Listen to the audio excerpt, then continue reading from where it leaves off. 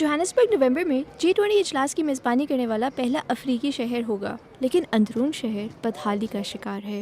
यहाँ सैकड़ों वीरान या मतरूक इमारतें ऐसी हैं जिनमें से अक्सर रहने के काबिल नहीं हैं, लेकिन प्लम्बिंग का कोई निज़ाम नहीं है। काम तो करता है, जब आप फ्लश करते हैं तो ये बेसमेंट में चला जाता है। बेसमेंट इंसानी फसले से भर रहा है। आप पुरानी गाड़ियों के कुछ हिस्से भी देख सकते हैं जो अब पाखाने में डूबे हुए हैं।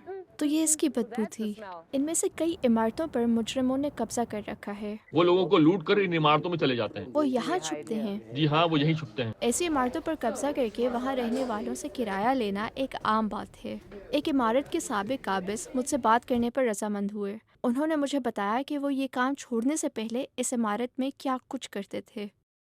इन इमारतों में मेन काम तो मनशियात तैयार करना है। जोबर्ग में बहुत सी इमारतों पर इसीलिए कब्जा किया गया है। पुलिस के साथ अच्छे ताल्लुकात का इन्हिसार इन्हें दिए जाने वाले पैसों पर होता है। अगर आप इन्हें शुरू में ही अच्छे पैसे दे दें तो आपका काम हो जाएगा। अगर पुलिस वाला कैश न ले तो इसे जान से मारना लाजमी हो जाता है। आप इमारतों पर कब्जा करने में मुलविस थे। आपने बहुत से लोगों को तकलीफ पहुंचाई। आप इस बारे में कैसा महसूस करते हैं?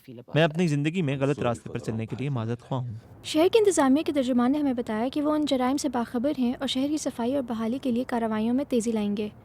जोहानिसबर्ग पुलिस ने रिश्वतखोरी, डराने धमकाने और कत्ल पर कमेंट की हमारी दरख्वास्त का जवाब नहीं दिया।